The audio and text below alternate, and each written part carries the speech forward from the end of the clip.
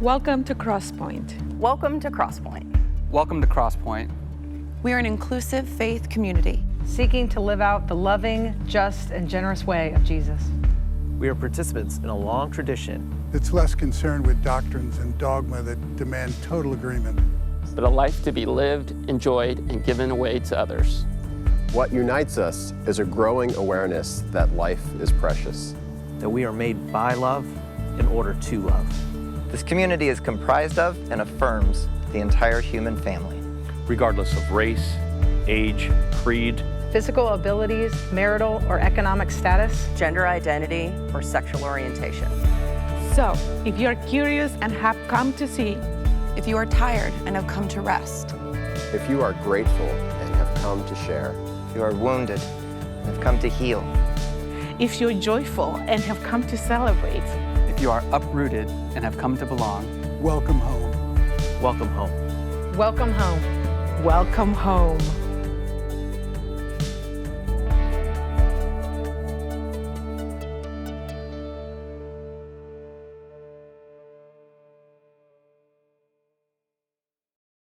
Good morning, Crosspointe. Thanks for joining us today. We're going to spend the entire time together this morning allowing ourselves to feel and to express the anger, the sadness, the lament that we feel at the ongoing epidemic of murder, gun violence in our country. We move on so quickly, and we don't take the steps that we can take to help. There's reasons for that, and we're going to try to name them today.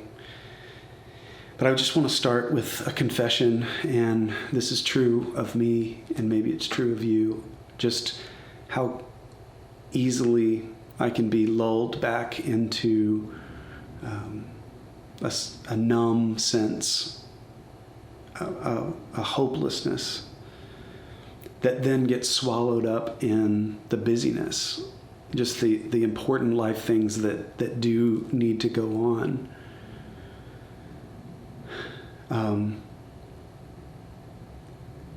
And part of that, at least for me, I have to admit, is part of what lulls me back into that sometimes is faith that God's going to take care of this. There's a way of having faith. There's a way of leaning on God that allows us to be lulled back into sleep, to not take responsibility for the things that we can do. And sometimes worship is just wanting God to take the pain away and abdicating our own responsibility to love our neighbor and to take care of each other. And so I just want to name that. I want to start there. This song is called Fool. I was already planning on playing this song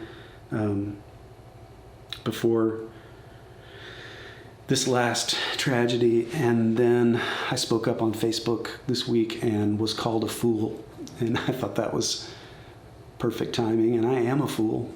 I have been a fool. I am a fool, and I will be a fool. So here's where we're going to start with confession. I'm glad you're here.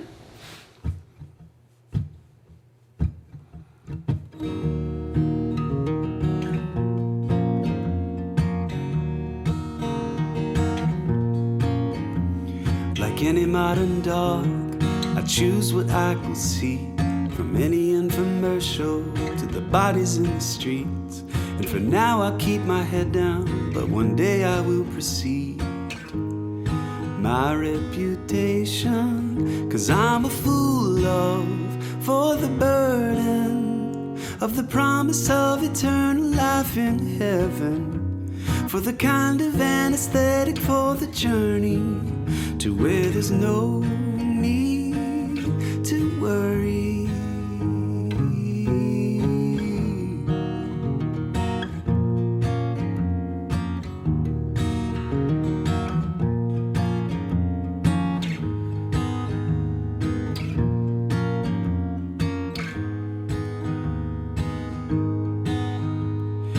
Life is passing by you, you'll miss it if you blink. The future has been written, but the pen ran out of ink, and the dopamine is dripping back into the kitchen sink. Send your location, 'cause I'm a fool, love, for the burden of the promise of eternal life in heaven, for the kind of anesthetic for the journey to where there's no need to worry. So here is my bleeding heart. Will you be my falling star? Will you take the pain away?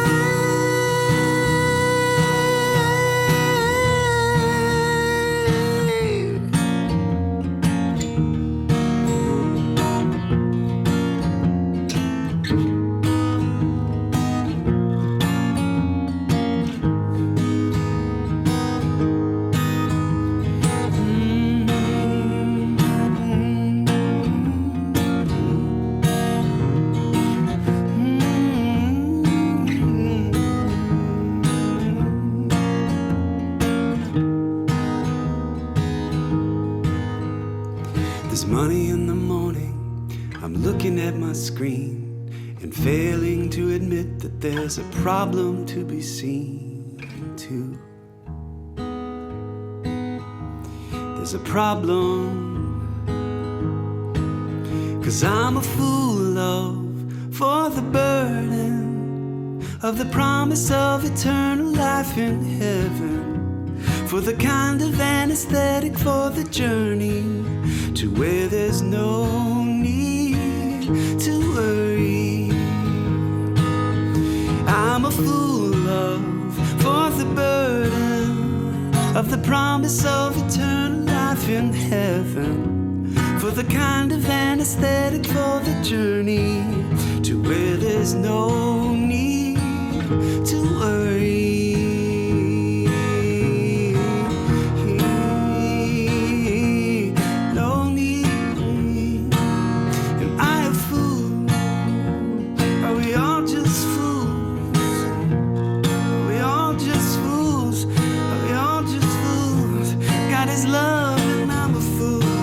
God is love, I'm a fool for love. Are we all just fools, fools?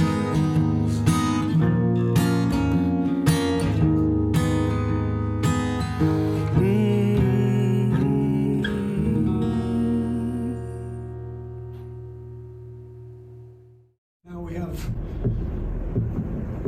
children murdered at school. When are we going to do something? I'm tired. I'm so tired of getting up here and offering condolences to the devastated families that are out there. I'm so tired of the, I'm tired of the moments of silence. Enough. There's 50 senators right now who refuse to vote on H.R. 8, which is a background check rule that the House passed a couple of years ago. It's been sitting there for 2 years. And there's a reason they won't vote on it, to hold on to power. So I ask you, Mitch McConnell, I ask all of you senators who refuse to do anything about the violence and school shootings and supermarket shootings, I ask you, are you going to put your own desire for power ahead of the lives of our children and our elderly and our churchgoers? Because that's what it looks like. It's what we do every week. So I'm fed up. I've had enough. We're going to play the game tonight, but I want every person here, every person listening to this, to think about your own child or grandchild or mother or father or sister, brother. How would you feel if this happened to you today? We can't get numb to this. We can't sit here and just read about it and go, well, let's have a moment of silence. Yeah, go Dubs, you know. Come on, Mavs, let's go. That's what we're going to do. We're going to go play a basketball game. And 50 senators in Washington are going to hold us hostage. Do you realize that 90% of Americans, regardless of political party, want background check, universal background check. 90% of us, we are being held hostage by 50 senators in Washington who refuse to even put it to a vote, despite what we, the American people, want. They won't vote on it because they want to hold on to their own power. It's pathetic. I've had enough.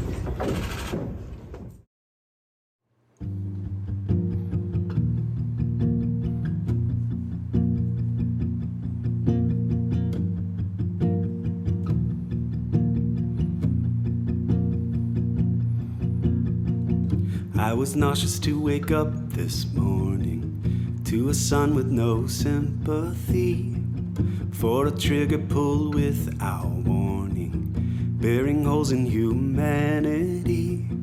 The way you always used to talk was boring, but now the answers come easily. That's just the way it's gotta be, my darling.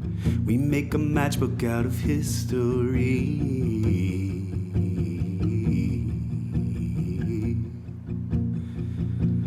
History.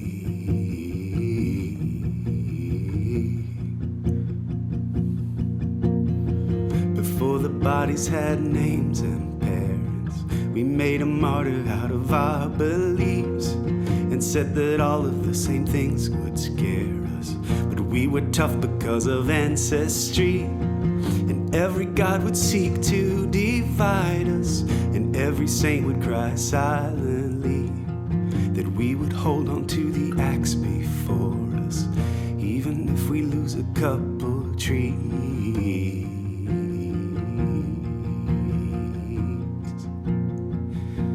A couple trees.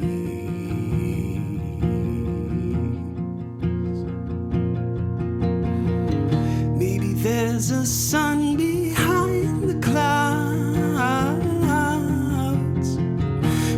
There's a face behind the funeral shroud. But when will the rain let up? When will the rain let up? When will the rain let up? I am soaked to the bone.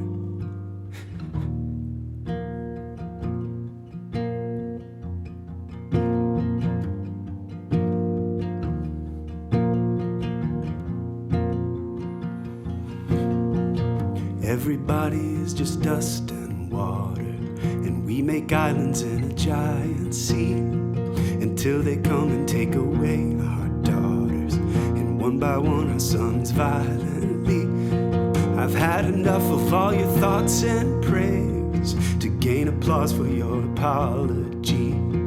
Did you forget that love can't give favor or to melt arms into machinery?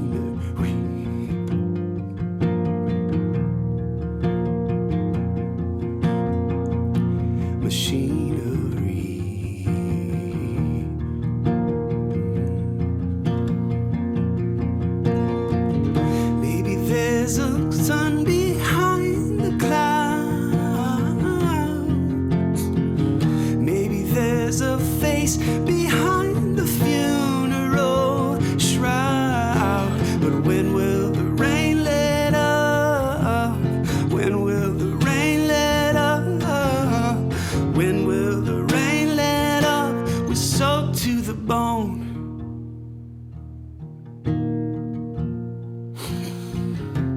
Soaked to the bone.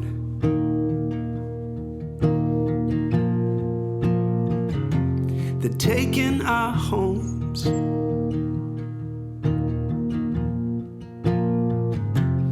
Taking our homes.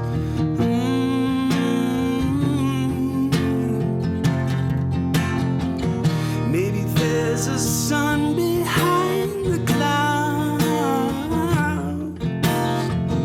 Maybe there's a face behind the funeral shroud. But when will the rain let up?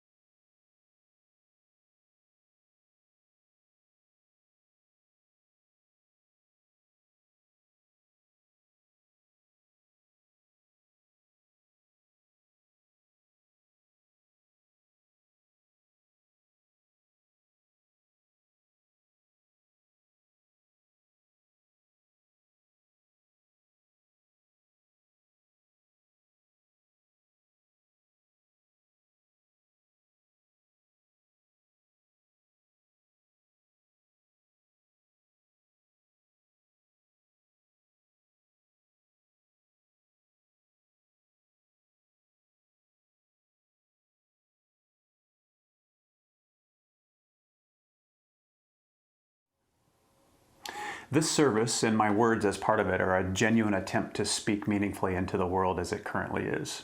It's going to be imperfect and incomplete, but I hope what you'll find is that this is meant to go beyond thoughts and prayers today. Hundreds of years before the time of Jesus, there's this young prophet named Jeremiah, and in the 4th chapter of his work, he's really upset. God's people had fallen into a completely avoidable list of calamities, and Jeremiah is heartbroken and frustrated, and God seems to be as well. And Jeremiah seems to be quoting God when he writes, "For my people are fools, they're foolish, they don't know me, they're stupid children, they have no understanding. They're skilled in doing evil, like that they understand, but they don't know how to do good." And then Jeremiah speaks first person and says, "I looked on the earth and it was complete chaos, and to the heavens, to the sky, and the heavens had no light." He's looking around at his world and he's struck with the idea that chaos and destruction have won the day. Everything he loved has been swallowed up by foolishness and violence and just indecency of others. The world was chaos, the sky has lost its light, and I wonder if what he was feeling 2.5 millennia ago is similar to how some of us feel right now. The world is in chaos, the sky has lost its light, people are foolish, they're idiots, they act like stupid children with no understanding, they're better at doing evil than doing good. The world, it seems like, has been reduced to complete chaos. When Jeremiah writes this phrase, complete chaos, he's writing it actually in Hebrew, of course, and it comes from a Hebrew phrase, tohu wabohu. This communicates ruin, chaos. Something good and harmonious has been devastated. It's the state of something that when you see it, you walk in and you go, "Oh no, what have you done?" Well, there's another time this exact same phrase is used, and it'll be familiar to you. It's in the very beginning of the Bible. It says in Genesis, "In the beginning, when God began to create the heavens and the earth was complete chaos, tohu wabohu. Darkness covered the face of the deep, while a wind from God swept over the face of the waters. Then God said, 'Let there be light,' and there was light." Traditionally, we think of God creating everything from nothing. But technically, the text says that God creates from ruin, not from nothing, but from devastation, from chaos. And then into this unending night and chaos, God says, "Let there be light," and then there's light. And God goes on to create and create and create. Everything that's created is programmed with the capacity to take creation further, forward, reproducing, multiplying, recombining, and becoming more and more and more. And so it would be maybe easier or magical to think of God as creating with this blank canvas. But that's not really how creating works. Creation is the act of taking what you have and making something else, something beautiful. Nobody gets a blank canvas. Not even God in the story gets a blank canvas. What we get is tohu wabohu. And that's what we have this Memorial Day weekend, our own tohu wabohu. Unilluminated chaos, but now we've got Costco memberships. Memorial Day is this day where the U.S. remembers those who've died while in active duty in the military. So this weekend holds enough grief for a lot of people on its own. But today, as we remember loved ones who've died while in active duty, we also give thought to all those who die of gun violence every single day. Not while in active duty, but for simply living in the U.S. Almost 41,000 people are killed by gun violence each year in this nation. That's about 111 people every day. To get a sense of this daily chaos, we've put up 111 pinwheels in our church auditorium, with 21 of them unique to mark the lives most recently taken by the shooter in Texas. So that you can feel it and see these numbers. And when you see them and you hear these headlines, and we see people with the power to do something meaningful decide instead to offer thought-terminating cliches and more protection for the status quo, it makes us cycle through some pretty intense anger and then a sense of hopelessness. So today, I'd like to speak briefly about hope. And I want to do it in several ways. And to do so, first, I want to talk about prayer. Jonathan spoke about the Lord's Prayer several weeks ago. I recommend you listen to it if you haven't. What I want to do is I want to talk about the thing Jesus said right before the prayer, because I want it in our heads as we think about hope. Jesus said, before he gave us the Lord's Prayer, he said, whenever you pray, don't be like the hypocrites, because they love to stand and pray in the synagogues and on the street corners so that they can be seen by others. They want that reward. And he says, truly, I tell you, they've received their reward. They got what they were after. But when you pray, go into your room, some private place, shut the door, and pray to your Father who is in secret, and your Father who sees in secret will reward you. When you're praying, don't heap up empty phrases like the Gentiles do, the people not part of this conversation, the non-Jews, because they think they're going to be heard for their many words. Don't be like them. Your Father knows what you need before you ask Him. Which maybe makes you read that and think, well, then what's the point exactly, Jesus? Go hide, say what you mean, use fewer words. Here's an outline to organize yourself, and know that God heard all this before you thought this. So like, what is the point? What's the point of praying? And I don't think that there's no point in praying, but hear me out. What if the point is to ask, what's the point? Because too often we think the ritual of prayer is the end. Certainly in a church setting or a recurrent offering of thoughts and prayers, it seems like people think they're offering a solution when they just pray. And maybe sometimes it is, but what if many times it's not? What if most times the reason prayer rings so hollow for us is because we haven't yet realized that the prayer isn't the point, the prayer is. Many of us are doing the equivalent. We're praying for dinner, but we never make dinner. We never eat it. And we keep wondering, why am I so hungry? Why isn't this working? So with that in mind, let me say 3 things about hope. Because many of us in recent weeks could describe ourselves as having our hopes dashed again. That's what grieving so often is, dashed hope. We hoped for something good for ourselves, our family, our neighbors, our nation, and once again, some awful thing has happened. Something opposite to what we want and hoped for, and so we grieve. This is the cost of caring, being disappointed. This is the cost of being involved and attuned to others and to being a participant in life, grieving. Things are going to go well, but then things are going to go really badly. And we allowed ourselves to hope that things would go well, and they didn't, and that's why it hurts so bad. See, if you haven't realized it before, this is why cynical and negative people just become cynical and negative people. It's for self-protection against this rule. If you shoot everything down, you turn your nose up and roll your eyes at everything that brings others joy, withdraw from others because people are just going to turn out to mess things up, what you've done is wrapped yourself in insulation from grief.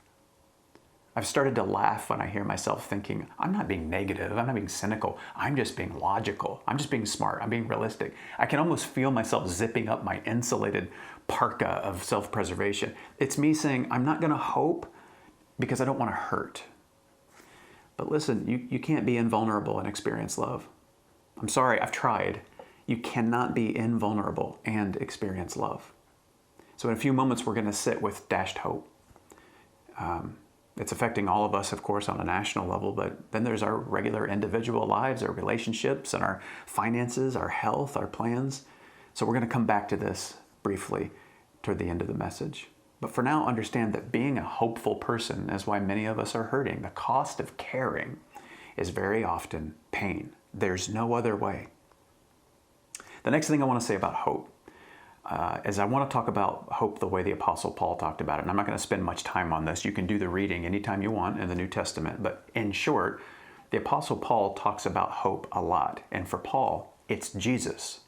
Jesus is our hope. That's the insistence of Paul in so many of his writings in the New Testament. Paul, and generally speaking, spoke of hope as embodied in the person of Jesus. And he implored his readers, stop trusting the insatiable religious systems that you think are going to make you a person God might finally love someday. See that you are already loved and already invited into a life of radiating this love in the world. So hope for Paul was a person, Jesus, and living in his way. So then third, what about hope according to Jesus himself? When we think about living in tohu wabohu, the chaotic, ruinous headlines and pain that tries to take daylight out of every day, what did Jesus say about hope? You ready? Here's what Jesus says about hope. Nothing. Jesus never tells us to hope in the Gospels. Sure, he talks about trusting God, but that trust is lived. It's not a feeling. And he did tell some people once not to lose heart. which could be a way of saying don't lose hope. But when he says it, he's saying don't give up living this beautiful, difficult way. Not merely don't lose a particular optimistic mindset. And this is important beyond semantics. We can't find Jesus talking about hope. Never in the Gospels does he say, I hope this works out, or I hope somebody does something, or just hope for the best. And there's not anything inherently wrong with those sentiments. It's just that Jesus seems to not be interested in the concept. He never prescribes hope. He never praised people for being hopeful. And I suspect it's because hope is what we do when we cannot do anything else. Hope begins where our control and our agency and our action are just no longer possible. And so maybe Jesus never told us to be hopeful because hope is often a posture of passivity and waiting, which have their place, unless it's us failing to recognize that we're not called to sit back and hope, but to be hope, involved as living creators waiting in the chaos to make something beautiful. Jesus was too busy doing to be merely hoping. Jesus looked at tohu wabohu, and he didn't merely hope something would happen or that there might someday be a blank canvas to start from. He created and recreated right there in the dark and told us, you're the light of the world. You're made in the image of the Creator. Follow me. Join me. So no wonder prayers are supposed to be short. And no wonder, don't do them in front of people where somebody can rate them good and then you feel like you've accomplished something. Our lives are our prayers. Get on with it. Remember what Jesus' brother James said? He said the prayer of the righteous is powerful and effective. And one takeaway from what he says is the word righteous means make things right. In the Jewish mind, your righteousness is literally how you take care of the underprivileged and vulnerable in your midst. When you alleviate suffering of vulnerable or poor people, in the Hebrew mind, you're doing righteousness. The prayers of right makers, the prayers of people actively involved in creation and renewal are powerful and effective. Of course they are. But the prayers of those who hope instead of act, who for one reason or another won't be the answer to their own prayers, they don't accomplish as much, and sometimes nothing. So I know many of us are hopeful people and are hoping in the goodness of God is how we understand our faith. I don't want to take that away from any of us, but I do want to face head-on tohu wabohu, this unilluminated chaos of our world. Its stupidity, its heartache, its obsession with violence, its gun fetish, its blame shifting and refusal to listen to anyone because they're on the wrong team. I want to face all of it and ask ourselves, am I being hopeful or am I avoiding something? Am I waiting for God to do what God is waiting for us to do? Is it because I don't know what to do? Or that I can't see what difference me doing something could make? And let me say that I understand all of this really well. You're not going to get any judgment from me about feeling overwhelmed by an overwhelming world. And at the same time, I want you to know that hope is better understood as applying to the things beyond our control, beyond our influence, beyond our ability to know, which is a lot, but it's not everything. Please don't merely be hopeful in circumstances where the Spirit of Christ calls us to action. Please don't let thoughts and prayers be the end, when what's required is light, active creativity that's elbow deep in the chaos and ruin, because nobody gets to start from a blank canvas. I was prodded a couple days ago by this favorite quote. I'd actually forgotten about it, and it landed right on my lap at the perfect time. Rabbi Tarfon, attributing this to the Talmud, says, "Do not be daunted by the enormity of the world's grief. Act justly now. Love mercy now. Walk humbly now. You are not obligated to complete the work, but neither are you free to abandon it." Isn't that clarifying and freeing? You're not obligated to complete the work, but you can't abandon it and not be involved in it. So what could this look like in this moment, right now, for those of us together now? What do we do? Well, I'm not stupid or smart enough to give easy answers, but I want to give some general things that are going to always be helpful, regardless of what's going on. If we want to be the kind of hopers and prayers that I sincerely think Jesus had in mind, but then I'm going to get really, really specific and practical at the end. So first, if you're a person of Christian faith, in any measure, in any closeness to Christianity, give up the illusion there are two worlds, a secular and a sacred one. There is one reality. We're all part of it. We are it. Believing that there's a spiritual part of life and an unspiritual part is actually a very destructive lie, and it makes us feel like we're off the hook when we're not. It makes us offer hollow cliches to things that actually need blood and sweat. There aren't spiritual concerns and then non-spiritual concerns. There's life, and we're called to live in it fully. Here's another. Don't give in to cynicism. Visit it for a day or two if you need to. Don't move in. It's not smarter. It's not more realistic. I'm not saying you got to pretend like everything's fine, like being positive gives you spiritual credit. What I'm saying is that cynicism and negativity and forming an identity out of dismissing and refusing, that's a personality made from tohu wabohu, not light that can actually illuminate the night.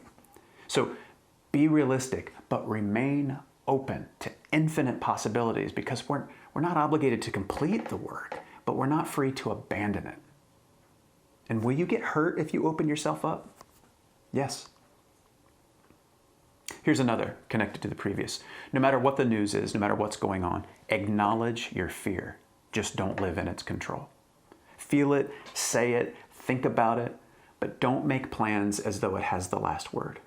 Having others in your life to remind you to find a way to live by love and not fear, that's going to be super helpful. Whatever we have to do to be honest about how we're actually feeling, while remembering fear is always demanding that we self-prioritize to the point of harm.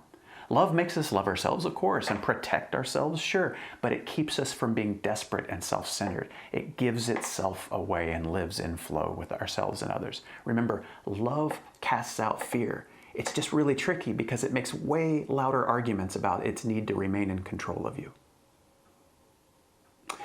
Here's one more that's good for any time. Find ways to make others, especially younger others, feel seen and heard for the rest of your life.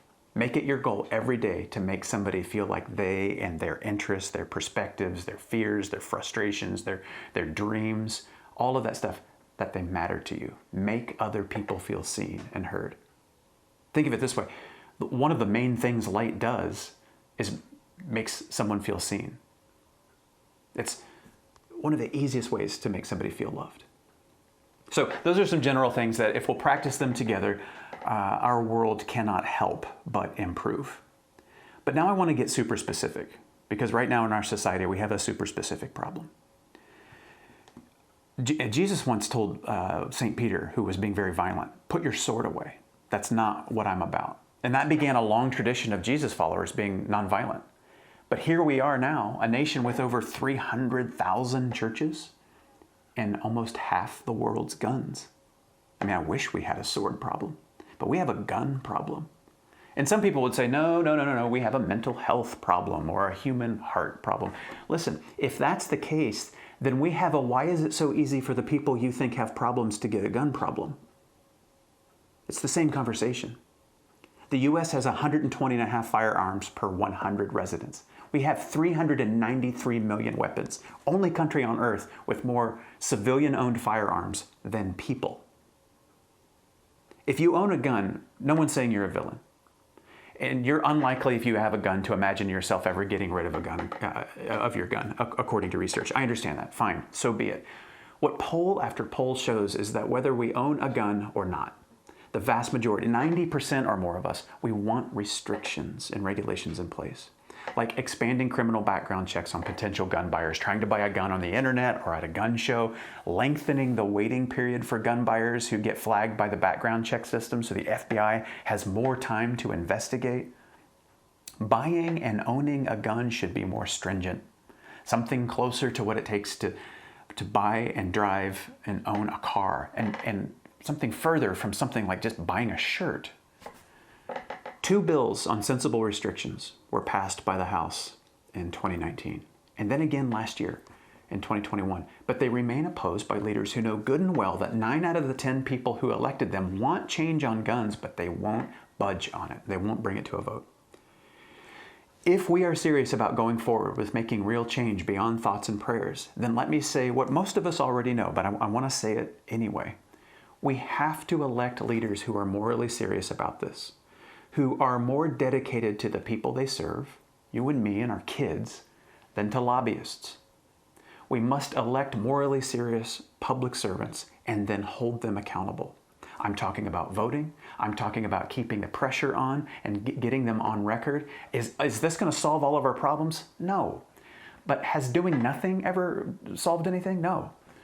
A remarkable number of people don't vote. They're not involved. And the reasoning ranges from thinking it doesn't make a difference to you can't find a candidate that checks all your boxes. I doubt I check all your boxes, but you're still listening. If we are participating in addressing the chaos, then we have to participate in it as it is and get from it its best results. We can't wait for a blank canvas. We don't get one. Any leader that won't put in motion what 90% of us want and need doesn't deserve to be in office, no matter what boxes they otherwise check. It loves our neighbor to do our civic duty this way, especially when we do it not simply to benefit us personally. We don't vote just that way, but in a way that ensures that the most vulnerable in our society get all the care and protection that they can get. Now, there's a ton more to learn and say about regulations on semi-automatic rifles and these huge magazines and how banning assault rifles has an apparently immediate effect in dropping the number of deaths. But these layers often get met with the claim that, well, yes, but it's complicated. And so just let me say, listen, maybe it is complicated. I don't actually think it's all that complicated. I think it's difficult. But if it is complicated, why is the fact of it being complicated an excuse to do nothing since Columbine? 111 people get shot daily, and meaningful gun reform would reduce that number, as other countries have made plain. It's not that complicated. Nothing is so complicated about children being killed that nothing can be done about it for decades. The James Webb Telescope has over 500 moving parts operating 1.5 kilometers over our heads. I mean, nothing is too complicated once we decide that it matters to us. So, no more excuses. Something else that you can do in coming weeks and months and years is educate yourself. Absorb reputable sources. Read edited works, not just daily posts online. Buy some books and understand these issues more deeply by immersing yourself in long form. Listen to victims and teachers. Learn what has been happening and why, because it helps you know how to get meaningfully involved. And I'm going to make it super easy to get started. This Wednesday, June 1st, we're going to be hosting a 1-hour Zoom call at 7 p.m. It's a Q&A session with Jake Charles. Jake is the executive director of the Center for Firearms Law at Duke Law School. It's a nonpartisan group that comes at this complicated issue very intelligently and very fairly. He's been super helpful in clearing up the many misconceptions about the Second Amendment and gun rights, how it affects our lives, all that stuff. It's not a debate, it's a Q&A forum. And then from there, you're going to have more resources to chase down to deepen your understanding on what's really a uniquely American issue. So the link to that Zoom call is in the description below. Finally, call and email your senators. Here in North Carolina, that's Tom Tillis and Richard Burr. I don't know who they are wherever you're watching. I've called them several times over the years. I just did so again last week. I'm providing their phone numbers and emails also in the link below. When you call, you leave a message. Sometimes it's a legislative assistant that takes the message. Your message is received. It's logged. It's tallied. It actually makes a difference. It matters. It's really simple. You just keep it short and respectful, and then don't let up. Keep doing it. You can use your own words, or you can say something here. I'll show you how easy this is. Here we go.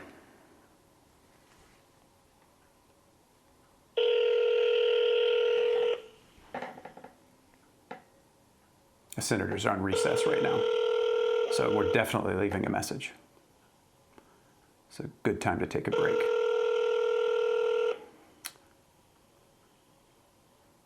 I'll put the script in the link below too, so if you need it, it maybe will be helpful for you.